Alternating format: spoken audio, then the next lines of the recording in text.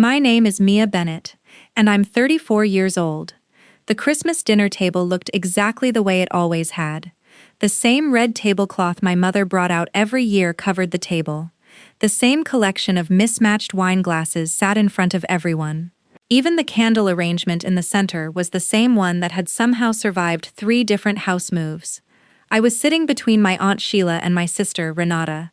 A glass of white wine rested in my hand, but I hadn't taken a sip in 20 minutes. Deep down, I already knew how the evening was going to unfold. Renata had that familiar expression on her face.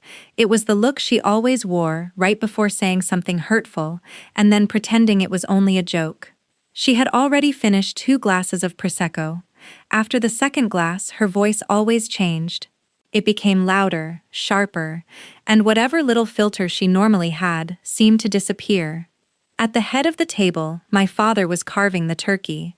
My mother was walking around, topping up bowls of mashed potatoes. My young nephew was happily stacking dinner rolls into a little tower. Then Renata placed her fork on her plate, turned towards me, and gave me a smile that never quite reached her eyes. "So Mia," she said, tilting her head, "you're 35 and still single?" She paused just long enough before adding, "Christmas must feel pretty lonely for you." For a brief moment, the entire table fell silent. Then, the laughter began. Uncle Pete laughed first. My cousin Dana tried to hide a snort behind her napkin. Within seconds, the laughter spread around the table until nearly everyone was chuckling, as if Renata had delivered the funniest joke anyone had ever heard. I felt warmth rising into my face. It wasn't really embarrassment.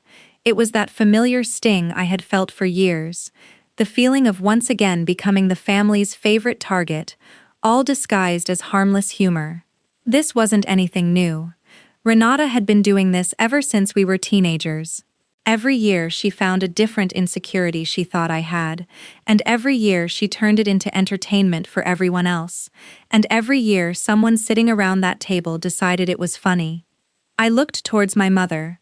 I waited for her to do what I had always hoped a mother would do. I waited for her to stop it. Instead, she smiled. It was the same gentle, well-practiced smile she always used whenever she wanted everyone to move on without actually dealing with the problem. Then she said the words I had heard more times than I could remember. "She's only joking, Mia. Don't be so sensitive. Don't be so sensitive." Those words had followed me throughout my life. They never really meant I was being overly emotional. What they actually meant was, stop making everyone else uncomfortable because you're hurt. In 34 years, my mother had never once told Renata to stop making those comments. The only person she ever asked to change was me. I could have argued. I could have raised my voice. I could have thrown my napkin onto the table and walked out dramatically, like a character in a television soap opera. But that would have given Renata exactly what she wanted. More attention. More drama. More proof that I was the emotional sister who couldn't handle a joke. So instead, I chose something much quieter. I slowly placed my wine glass onto the table. The base made a soft clink against the wood. Then I looked directly into my sister's eyes. "Don't worry about me," I said calmly, almost pleasantly. "I've been married for a long time." This time, nobody laughed. My mother had been lifting her own wine glass to make a Christmas toast, but she froze in the middle of the movement. Her arms stayed suspended in the air, as though someone had suddenly paused the entire room. Renata's confident smile faded. Confusion appeared across her face. In her version of the story, everything had always been simple. I was supposed to be the lonely older sister, the unmarried woman everyone quietly pitied, the example she liked comparing herself against whenever she talked about her own husband and her 2 children. A married Mia didn't fit into that story at all. "What are you talking about?" Renata asked. This time her laugh sounded forced and uncertain. "Since when are you married? You never told anyone." I let the silence remain between us for a few moments. For the first time in years, I wasn't the one desperately trying to explain myself while everyone else watched. 3 years, I answered quietly. "You never asked." My father had completely stopped carving the turkey. The knife remained suspended in his hand while he looked back and forth between me and my mother, trying to work out whether this was another joke. But nobody was smiling anymore. Nobody looked ready to laugh. Slowly, my mother lowered her wine glass. She had completely forgotten about making her toast. The confusion on her face slowly turned into something much closer to panic. "Mia?" she asked carefully. "Why wouldn't you tell your own family that you got married?" I picked up my wine glass again. This time I finally took a sip. I allowed her question to hang in the air because the answer was already sitting right in front of everyone. It was there among the red tablecloth, the bowls of mashed potatoes, the Christmas dinner, and 34 years of being treated like the family joke. I hadn't told them because, for the first time in my adult life, I had built something that truly belonged to me. It was something special, something private, something Renata couldn't turn into another punchline, and something my mother couldn't simply smooth over with one of her polite smiles. As I looked around the table, surrounded by the silence that followed my sister's failed joke, I realized the truth wasn't going to stay hidden much longer. The expression on my mother's face told me she had already begun to suspect exactly who my husband was, and judging by the fear in her eyes, she knew what was coming next. The silence from my mother lasted so long that my father finally placed the carving knife back onto the table completely.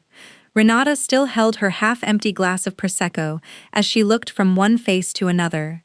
She seemed completely lost, like she had suddenly found herself in the middle of a story, without knowing the script. I didn't rush to fill the silence. For years, I had always been the one struggling to find the right words at this table. Now it was someone else's turn. Finally, I spoke. "His name is Julian," I said. "Julian Ashworth." The moment I said his name, it felt as though a heavy stone had been dropped into perfectly still water. My mother's face immediately lost its color. I watched her fingers tighten around the stem of her wine glass. My father's jaw became rigid, and even Renata, the same sister who had been laughing about my lonely life only moments earlier, looked as though she'd suddenly tasted something unpleasant. Julian wasn't just another name in our family's history. 3 years earlier, my father's construction company had come dangerously close to collapsing after a contract dispute with a much larger business owned by the Ashworth family. For months afterward, my father told anyone willing to listen that the Ashworths had buried him under endless legal battles and didn't care whose lives they ruined in the process. I remembered sitting in this very dining room while he vented his anger over and over again. My mother always agreed with him, and together they convinced themselves that the Ashworth family were the villains in our story. What none of them knew was that I'd met Julian almost 4 years earlier at a professional conference they barely remembered me attending. That was long before the business dispute ever happened. Our relationship had never been about business. It had simply been about two people who genuinely enjoyed each other's company and slowly fell in love. When the legal dispute started, I made a decision. I chose to keep my personal life completely separate from my father's resentment. It wasn't because I was embarrassed. It was because I knew exactly how my family treated people they didn't approve of. I'd seen it happen before. They did it to Renata's boyfriend from university. They did it to my cousin's fiancé. They did it to anyone who didn't fit the image they had already created in their minds. So I stayed silent. Julian and I quietly got married in a small ceremony attended by only 12 guests. Not a single one of those people was sitting around this Christmas table. Meanwhile, I allowed my family to keep believing I was still the lonely, unmarried Mia they enjoyed making jokes about. "You married into the family that almost destroyed us," my father finally said. His voice was calm, but only on the surface. Beneath it, I could hear the anger steadily growing. "They didn't destroy us, Dad," I replied evenly. "The contract failed because our bid was priced too low. The numbers simply didn't work. Nobody was trying to ruin you. I read every document myself. I know exactly what happened." My mother lowered her wine glass onto the table much harder than she intended. It struck her plate with a loud rattle. "So while your father was lying awake, worrying about everything," she said, "you were secretly sleeping with the enemy?" "I wasn't choosing an enemy," I answered. I was building a life. For the first time that evening, there was real firmness in my voice. It was enough to make Renata visibly flinch. While everyone sitting around this table kept deciding I was pathetic because I wasn't married, I was already sharing my life with a man who has shown me more respect than anyone in this room ever has. While Renata was making jokes about me spending Christmas alone, I was celebrating with a family that has never once made me feel small. The room became completely silent. It was the kind of silence that used to frighten me when I was a child. The silence that always came just before someone got into trouble. Only this time, I wasn't the one who had done anything wrong. Everyone around that table knew it. Renata's confident expression had completely disappeared. The smug satisfaction she'd worn earlier had been replaced with humiliation. With only a few honest sentences, I had turned the very insult she'd aimed at me back towards the people sitting around that Christmas dinner. My young nephew noticed none of it.